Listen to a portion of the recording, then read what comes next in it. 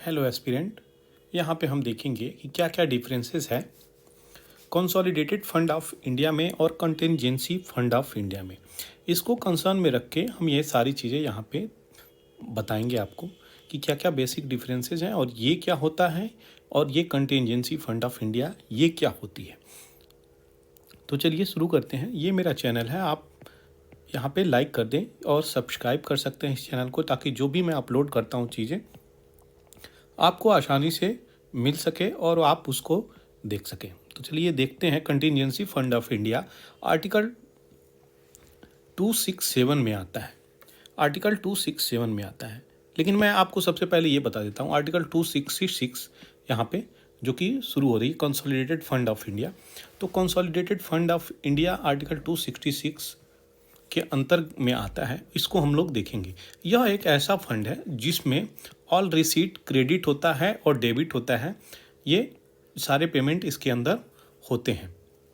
ये consolidated fund of India के तहत इसमें आते हैं चीज़ें, जैसे कि all revenue received by the government of India, जैसे कि loans raised by the government of India और ट्रेजरी बिल्स लोन्स और on money received by government in repayment of loans from consolidated fund of India. तो ये सब चीज़ें इसमें आती हैं कंसोलिडेटेड फंड ऑफ इंडिया।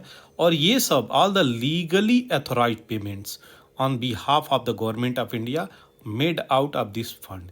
ये जितने भी पेमेंट्स होंगे ये सब यह इसी फंड से होंगे, इसी consolidated fund of India article 266 जो जिसमें आता है, इसी से ही ये फंड होंगे ये सारी चीज़ें। इसमें से कोई भी मनी ऐसा नहीं है जो इसमें से अप्रोप्रिएट आप कर सकते हैं, मतलब विड्रॉ कर सकते हैं, एक्सेप्ट पार्लियामेंट्री अप्रूवल की। यानी इसमें पार्लियामेंट का अप्रूवल लगता है। ऐसे समझ जाए सिंपल भाषा में, बिना पार्लियामेंट अप्रूवल से अठन्नी नहीं निकलेगी इसमें से। ये इसकी सिंपल सी वैरायटी है, डिफरेंसेज है जो बहुत इंपॉर्टेंस रखता है। आपको समझना है तो ये आपको समझना पड़ेगा कि अगर पार्लियामेंट की अप्रूवल नहीं है तो भैया इसमें से पैसे नहीं निकल पाएंगे। क्यों?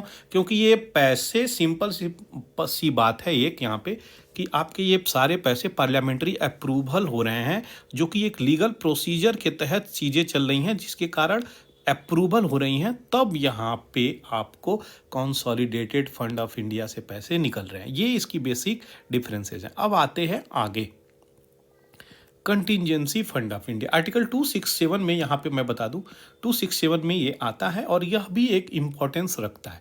कॉन्स्टिट्यूशंस क्या एथोराइज किया है? कॉन्स्टिट्यूशंस एथोराइज किया है पार्लियामेंट को कि आप इस्टेब्लिश करिए एक कंटिजेंसी फंड ऑफ इंडिया, जिसमें क्या होगा कि ये लॉ के अंतर्गत चीज़ें आएंगी और इस पे टाइम टू टाइम पैसा इससे पेड होगा। अब इसका क्या हाल है ये देख लेते हैं।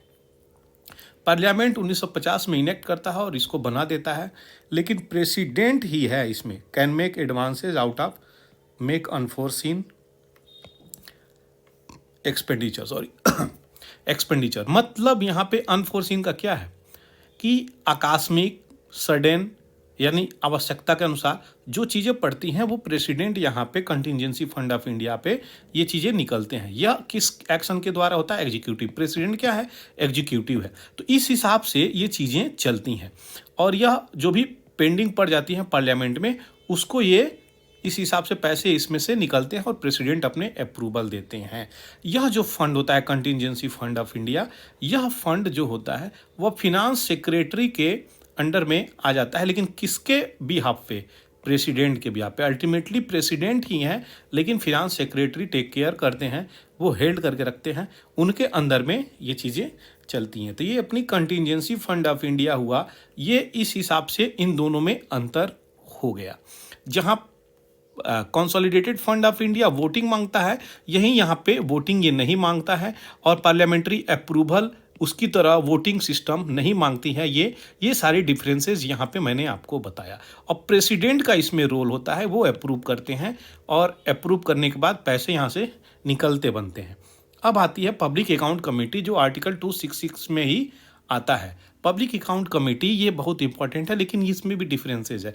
ऐसी सारी all other public money other than those which are credited or to the consolidated fund of India में आते हैं, अगर वो पैसे received by on behalf of government of India shall be credited to the public account committee.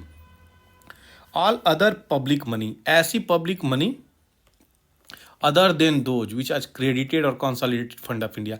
जो consolidated fund of India में आ रहे हैं उसको छोड़ने के बाद ऐसे पैसे, मतलब कंसोलिडेटेड फंड ऑफ इंडिया जो मैंने आपको बताया उसमें जो पैसे आ रहे हैं, जो मैंने आपको बताया, उसको छोड़ने के बाद जो पैसे आते हैं वो इसमें सीधे आ जाते हैं। क्यों क्यों इसमें सीधे आते हैं? तो उसका कारण है, ये जो जितने भी सैलरी वक्ता लोग हैं उनकी सैलरी यहीं से निकल के आती है। तो यहाँ पे प्रोविडेंट फंड की डिपॉजिट होती है, जुडिशियल डिपॉजिट हो जाती है, रेमिटेंसेज हो जाती है, या भी एग्जीक्यूटिव एक्शंस के द्वारा यह लागू किया जाता है। ऐसे पेमेंट मोस्टली जो होते हैं इसमें बैंकिंग ट्रांजैक्शन करते हैं और ये चीज़ें निकल के आती हैं।